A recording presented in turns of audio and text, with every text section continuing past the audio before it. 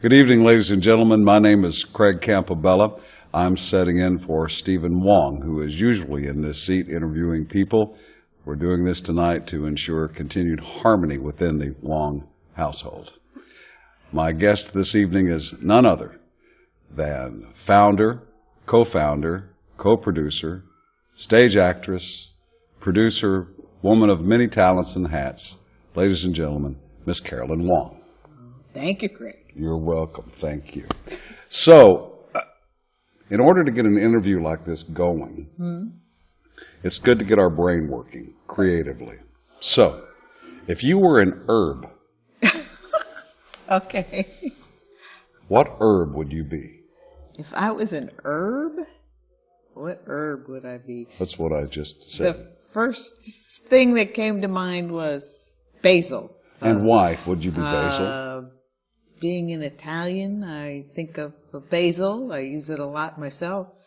In your spaghetti sauce? It's used. Yes, it's versatile. You can use it in a number of things. Smells good. It smells good. You like to smell good. I do, and it also keeps the mosquitoes away. So, Well, there's there it is. no other reason to be anything but that, I would think. Let's start from the very beginning. We have ourselves a little bitty baby Carolyn. Where was she born? She was born in Plainfield, New Jersey. Which is near? Which is near New Brunswick, where my son currently goes to school. Oh, really? Okay, Yeah. that's great. And Yeah. he goes to school, He goes to school at Rutgers. and he's studying. He's studying statistics.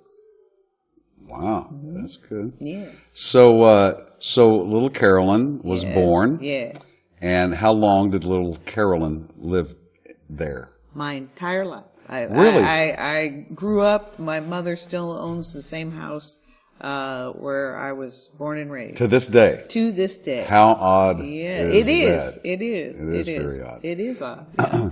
And the last night in your bedroom in the house that you've always had, where were you about to go as an adult and start your own life?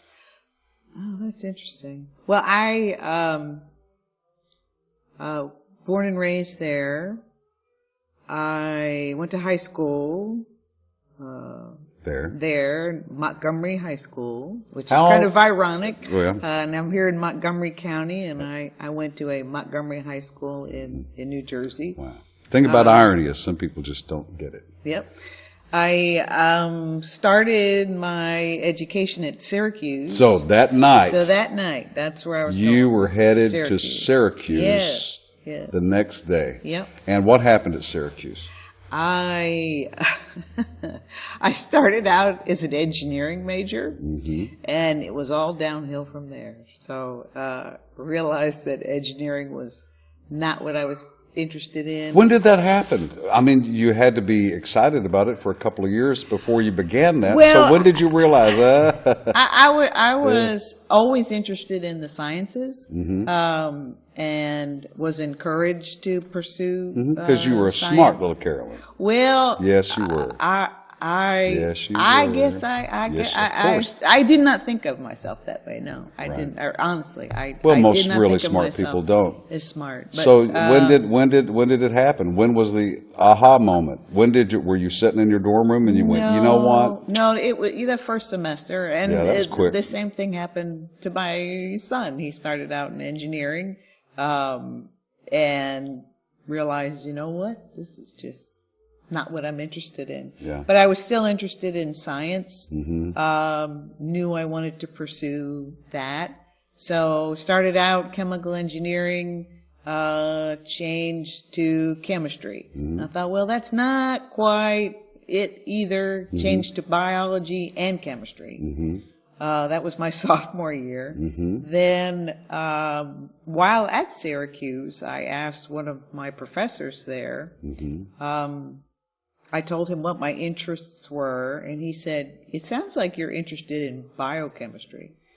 So Mixing the two. Yes, yeah. So it's because it's fascinating to me that all of these chemical reactions go on in your body without I mean, at the same temperature and pressure and all of that. And as a chemist, to be able to recreate all of the reactions that go on, it's astounding. I mean, I'm sure. So that fascinated me. And he actually recommended Texas A&M because at that point in time, I had run out of money. My father had was given the opportunity of either moving or leaving a company, and because family is so important to my father, his whole family, our extended family was there in New Jersey. He went out on his own, started his own consulting business, and said that was the end of my sophomore year, this is it. You want to go to school, you got to pay for it. So at the time, going to Texas A&M was cheaper than going to Rutgers as an in-state student, which shows you how cheap. I mean, it was $40 a credit as an out-of-state student to go to A&M. And then with the recommendation of this professor to check out the biochemistry department at A&M. And then I also had an uncle that went there in the 50s. So I'd heard of it. So I applied. I got in. I came down to Texas, sight unseen. I didn't even check out the school. I didn't go for a visit. I just applied, got in. Well, you were kind of herded into that one, it sounds like. I was. It was kind of, it was either that or taking a semester off and figuring out what I was going to do. And sure. I was kind of worried about losing momentum. So I took off. Yeah, no, you got to keep the momentum. But when you're raised in that part of the world and you jump on a plane, a car, or a bus and head to that part of Texas, there has to be a little bit of, I don't even know the word, as you're on your way there, because you've seen it in the comic books. You've seen Texas on TV. You've got a mental idea. Yeah. What did you anticipate and what did you find? That's a good one. That is good. Very, very nice. I envision prairies and tumbleweeds and dust and a long 3 years ahead. And I remember I had to get off the plane in Houston, took the bus, the Greyhound bus, from Houston to College Station, and A&M. Oh, I forgot to mention, too, at Syracuse I was in the ROTC program. I was in ROTC. So I continued with ROTC. Good place to do that. At Texas A&M, which is real different than the rest of the world at ROTC. So because I was in the Corps, they had a van that would come, pick us up. I had one suitcase. I came to Texas, and it still astounds me with one suitcase. They picked me up, took me to Duncan Dining Hall. I never forget that, which was where all of, where I would be assigned my unit and where my dorm, I'd be told where that was and all of that, and meet everybody and go to my dorm. And what was your emotional reaction, though, to Texas when you landed here? It was August. It was, I remember looking down the road and seeing the road on wilting. Fire, how it looks like it's just a puddle, and thinking, what did I do? What did I do? And being in the Corps, we would go running for PT every day in our combat boots and fatigues, and I can remember the sweat just, pooling in my boots. I never felt as hot as that first summer in Texas. Yeah. Okay. what have I done? Just kept going through my head. I'm sure that you're one of millions that very same reaction has Yeah. has happened to when they hit Texas at the same time, especially in Austin in August. That has just got to Yes, be. it was. That's Well, gotta and be a then real I thought, and mind-opener. people kept telling me, well, if you can survive this, you'll be good. You'll be good in October. You'll love December. And yeah. they were right. Yeah. Okay. By the way, before we continue, because I think we're laying a really good foundation to how we got here today. Okay. But I want to congratulate you on your 5 Monties that you won this past Saturday it's night. two. I won 2. There's only 2. Yeah. Well, better luck Personally, next year. I only won 2. Better luck. Thank Better you. luck. Yeah. Congratulations to you. So here you are at A&M, and you graduate. You're happy with what you're doing, and you're ready to start your career. Well, And what happened? Well, I graduated with a degree in biochemistry, and then I pursued a master's degree in human nutrition. Worked as a research assistant there at A&M. When I finished my master's degree, I guess, let me see, I'm trying to think. And it was before I graduated. I guess it was my junior year or senior year. I can't remember now. I went to a Halloween dance at a church. I was convinced to go by someone in the dorm. I was very shy. I'm still very shy. And I didn't really want to go. She said, just go. They're nice people at the church. And so I put on what I had. I looked like Carol Burnett. And I went to the dance, and someone came up to me in a dress, little calico, really cute, purple calico dress, little bonnet. Steve Wong came up to me with boots on, asked me to dance. And Have you ever danced with a man in a calico dress before? No. Is it your first time? No. Welcome first to Texas. Time, Yeah. First time.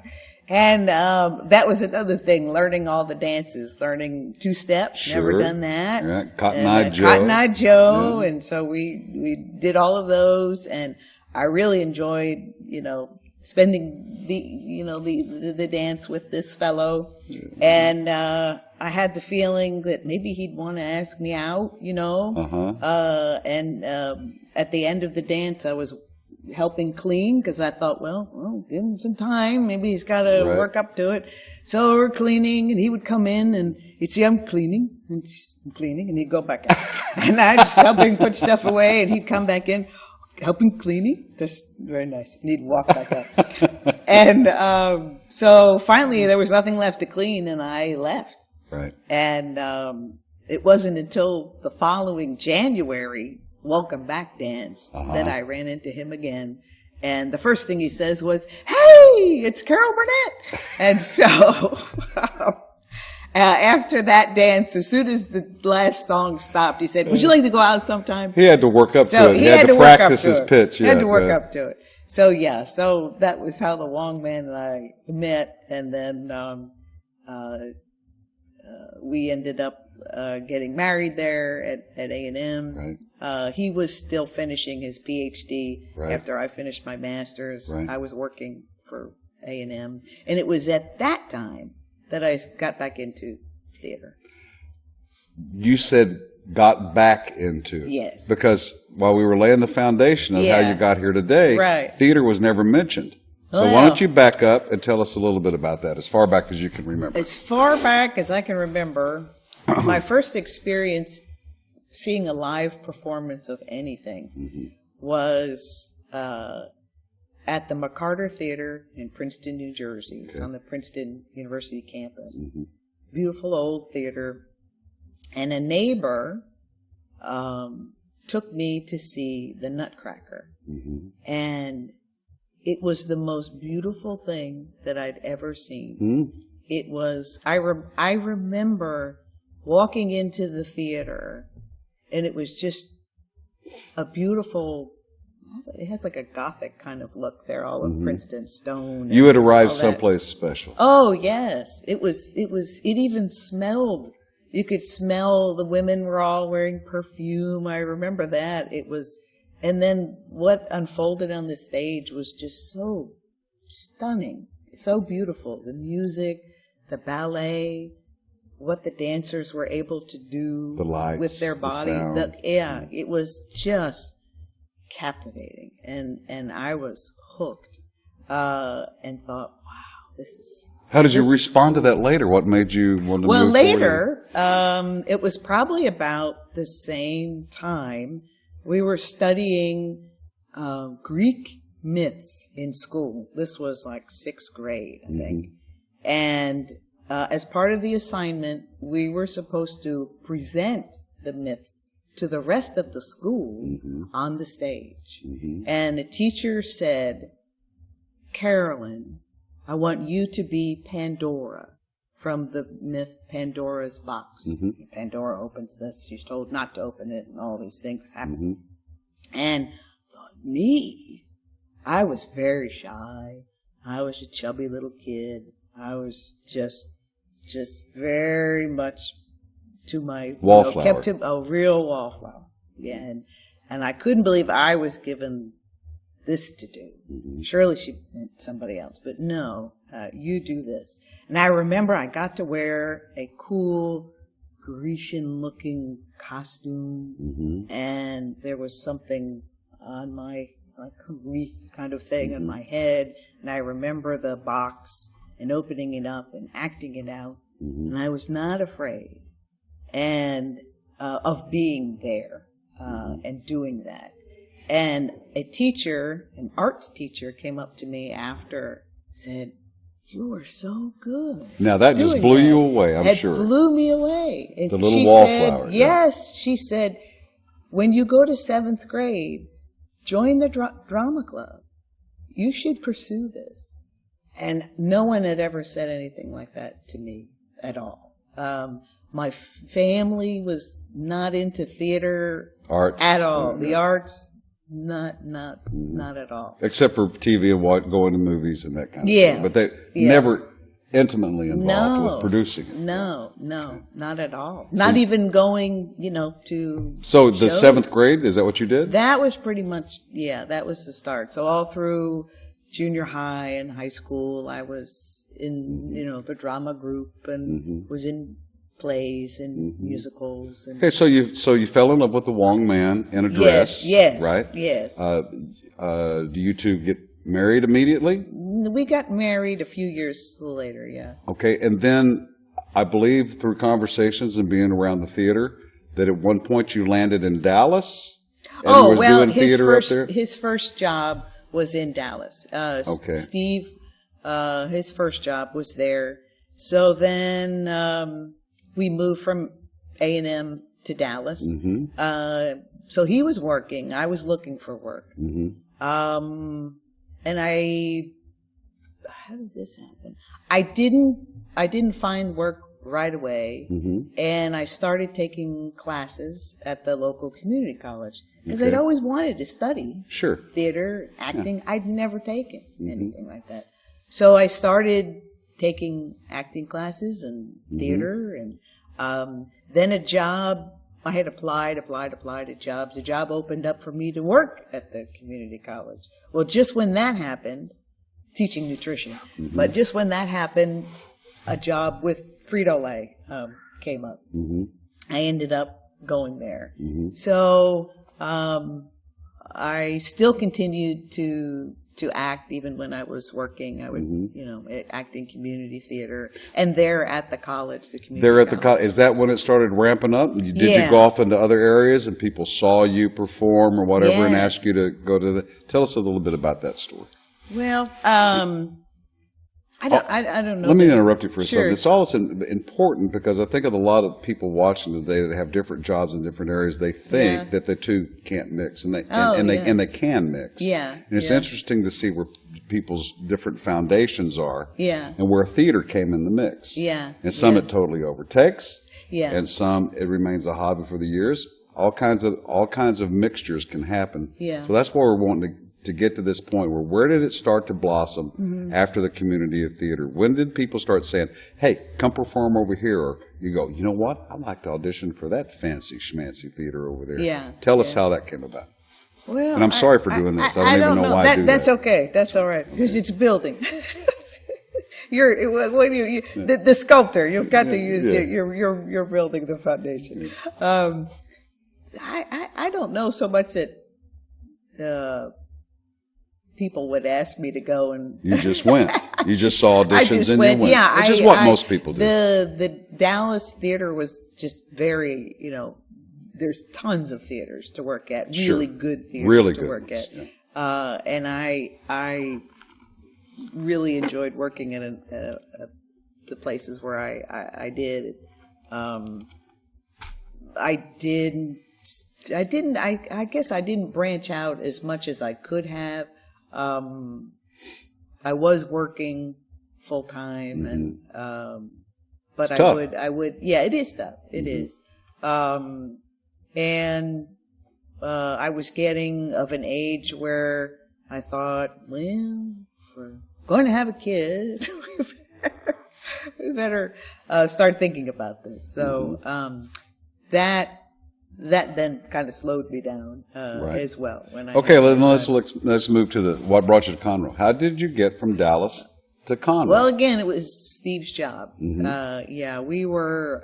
That's Steve, boy. He's taking you right where you need to go, one after another. Yeah. Leave me. Yeah, come on, here we go. Right, yeah. But I resisted. I didn't want to come to Houston. Yeah. I did not want to come to Houston, and I had a very good job with Frito-Lay. Right. I left that, stayed home for about 18 months with my son. Then I went back to work as a consultant, and I was doing very well as a consultant. And I was able to adjust my work. As long as I got my work done, they didn't care. That's how it should be whether everywhere, I yeah. was there, what I did at night, right. I mean, yeah. So I was able to act, I was able to work, I was able to be there for my son, So So he gets the job offer. You come down 45 to you. No. For 2 years, I didn't come. For 2 years. You stayed up there and he was here. I stayed up here, and Steve commuted back and forth for 2 years because I didn't want to go to Houston. Because I was really starting to get, it takes a while to break into a theater scene someplace. Oh, in Dallas, I was yeah. really starting to get to be known. One of the things that just boomed now is the Column Awards, where John Garcia, I don't know if you're familiar with him, but I was in a show and was named Best Actress of the Year in the Column Awards. It was one of their earliest ones. He's a fellow actor, and he started this whole thing to help support the rest of the Dallas theater scene and to, as you say, to congratulate people. That was really good. What you did was really good. Because it's a big commitment. It's hard. And that, since we've gone, it's just blossomed and blossomed. I mean, it's boomed how many people that are subscribers of his column. He would write reviews, his own reviews. And then it got to be where people would want their shows reviewed, and he didn't have enough, so he had to get more reviewers, and then it became this big awards, thing that he's done. It's a wonderful community, very supportive, and I was just kind of hitting it when we to leave. I understand. I worked in the Dallas theater too, and it's a nice atmosphere. Yeah, it is. So here you come. So 2 here I years come. later, you lay your Fritos down. I lay my Fritos down. You put little Mikey Mike under your arm, and here you come down 45. What happened next? What happened next? Theater-wise. What happened next was it took me a while to find theater here. It took me a while. But I auditioned for The Glass Menagerie was the first thing I had auditioned for. Where at? With the Crighton Players. Oh, here in Conroe. Here in Conroe. Okay. And I think that was the first theater I did here. But I didn't get cast. But I remember walking into this facility and thinking, you gotta be kidding me. Me too. I mean, a community theater gets to perform here? because I was from, I mean, I didn't work at dumps. The Irving, where Irving would work, which I did did a number of shows, is a beautiful state-of-the-art facility that they have 2 big theaters and 1 big complex.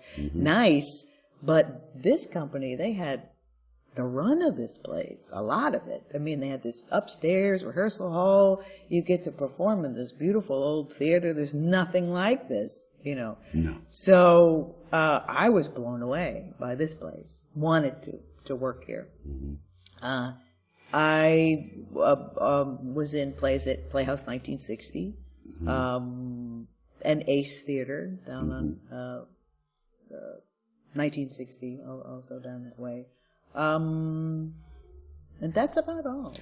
And so what followed is continuing to work, continuing to meet people, then you start your own company, and then lo and behold, 10 or so many years before, you were refusing to lay down the Frito-Lays on the table and come here and follow your husband, and now look what's happened. Yeah. This past year, the production of Shrek broke all known theater records in this theater that you walked into and went, man, I'd like to be a part of that. Yeah. How did that feel? Yeah. Amazing. Just amazing. But, a lot of people talk about Stage Right and the Wongs like it's hand in hand. Stage Right is not just, Steve and Carolyn Wong. It was formed by a group of people that were devoted to this space and wanted to help support it. And that's very nice, but we are talking about Stephen and Carolyn Wong. Well, right now we are. And I appreciate you giving the credit where the credit is due. Yeah. But don't you find it amazing? This past season, Singing in the Rain inched right up there to almost breaking the all-time record. Yeah. Then you have... It was before that. It was the Christmas pageant. Best Christmas pageant. Best Christmas pageant ever. That set a record for Stage Right. Okay. And then Singing in the Rain broke that record, set another record. And then Shrek broke And then Shrek broke everything. So I would say, I know I'm getting out there on a ledge. Pretty successful season. Extremely successful. Extremely successful. We had 13,500 people come through the doors of the Crighton Theater to see a Stage Right show last season. Just and when you think, amazing. Yeah, I thinking about the numbers, the feeling that we were able to generate in this space. They were all uplifting shows. People, those 13,500 people left the doors of the theater with smiles.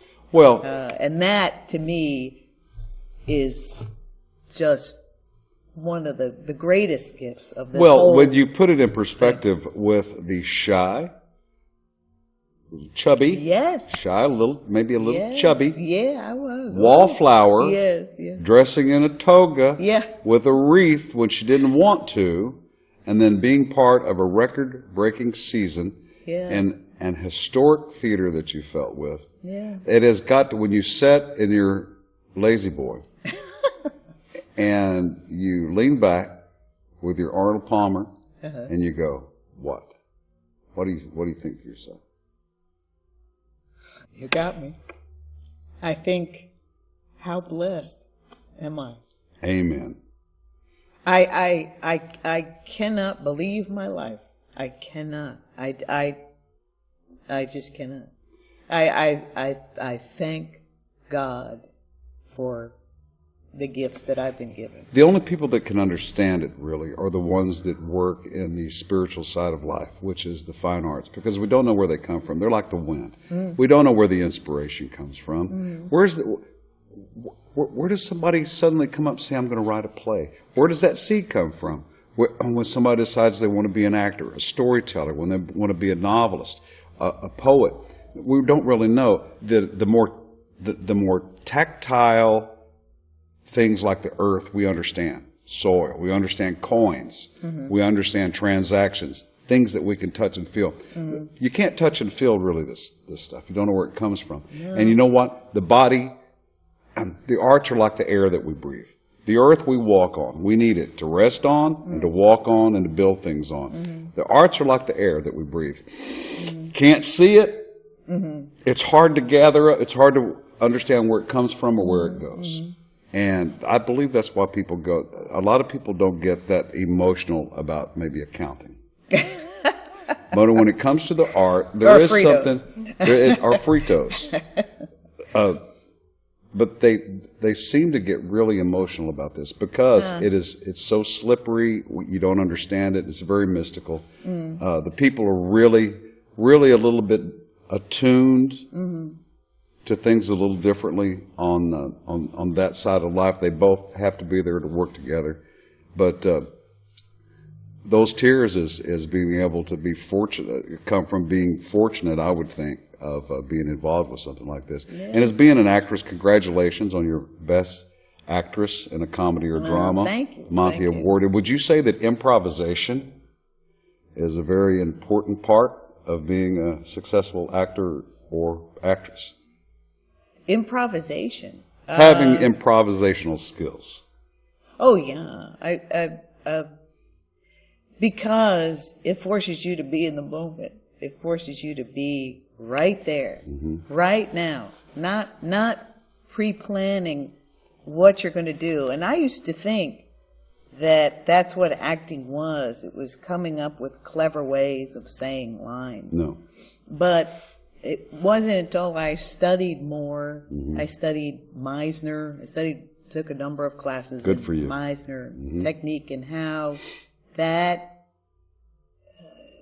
connects you to what's going on and who's with you, and that who's with you is the most important thing that you can have. Why they're with you. Yeah, and why they're with you is the most important thing you can have, you know, as an actor. Not to think of, well, I could say this line say it this way, or I could wear an outlandish costume so people will see me and I see this as an actress, and I think that's not what it's about. It's that moment. That connects to the next moment, yes. and keeping those alive and real. Yeah. Well, since you think improvisation is so important for a great performance, you've got 30 seconds, starting now. 30 seconds. Go. Go. Quit laughing. Oh, okay. Go, 30 seconds. Okay, 30 seconds and Improv. Well, there it is. Have fun. There it is. We're here tonight with renowned sculptor Craig Campobello. Okay, you just flipped the script. Keep going. Keep going. Craig. Okay, with a mic. Now do something else with it. Craig, I want you to tell me, who am I? That wasn't nice. I'll put it down. Thank you. Good night, everybody. Good night.